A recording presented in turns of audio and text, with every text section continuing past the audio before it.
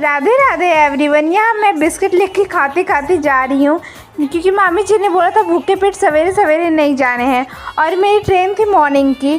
तो यहाँ मेरी ट्रेन आ चुकी है और यहाँ मेरे घर के बाहर सब कोई देख रहे थे, हमें बाय बाय कर रहे थे। और यहाँ देखो ट्रेन के अंदर कितनी भीड़ है, ओवर क्राउड थी और इस स्टेशन पे भी ओवर क्राउड थी। हमें आई थिंक आधा घंटा वहाँ मैंने वेट किया था, तब सीढ़ी का खाली हुई और मैं वहाँ से गई। मैं और मेरी बहन आ रही थी, आने का तो था मम्मा का और मेरे भाई का ही, बट उन्होंने बोला कि हम लोग शाम वाली ट्रेन से आएंगे। मैं शाम वाली ट्रेन से नहीं आ सकती थी क्योंकि मेरी क्लास थी 2 बजे से, तो मैं मॉर्निंग की ट्रेन से आ गई हूँ। मेरी बहन मेरे साथ आई थी।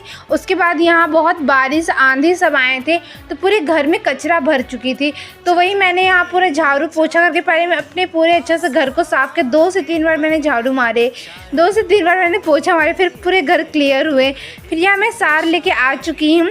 उसके बाद मैंने थोड़ी सी अपनी स्किन केयर की। मैं कुछ बना नहीं पाई तो मेरी बहन ने मैगी बनाया और सत्तू पी, मैं मैगी और सत्तू बस। उसके बाद मैं क्लास के लिए निकल चुकी थी और यहाँ मैं क्लास जा रही हूँ। एक तो सवेरे से भूखी थी, मुझसे तो जाया भी नहीं जा रहा था, सिर्फ मैगी खा करके बहुत वीकनेस भी आ रहा था।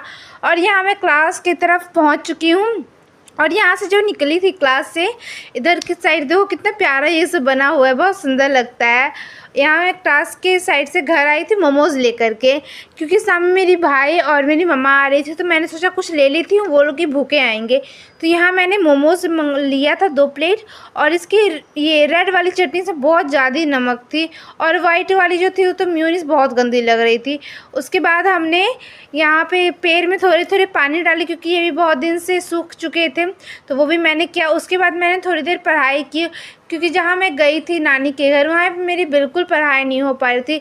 दिन भर इधर से उधर टाइम स्पेंड करने में ही सबके साथ वो ख़त्म हो जाता पूरा टाइम, बिल्कुल पढ़ाई। अभी अपने घर से नानी के घर और नानी के घर से अपने घर मुझे आना जाना पड़ रहा था क्लास की वजह से, क्योंकि क्लास भी ज़्यादा दिन मैं छोड़ नहीं सकती थी ना, बहुत पढ़ाई हो जाती तो बहुत दिक्कत हो जाती। मुझे फिर बिल्कुल भी समझ में नहीं आती कि पढ़ाई क्या हुआ है, मुझसे कुछ नहीं होता। फिर यहाँ तो थोड़ी देर मैंने फिर पढ़ाई अपने किए और मैं बहुत ज़्यादा थक चुकी थी। उसके बाद मैं यहाँ पे खाना खा करके अपने रात में आराम से एकदम सो गई थी।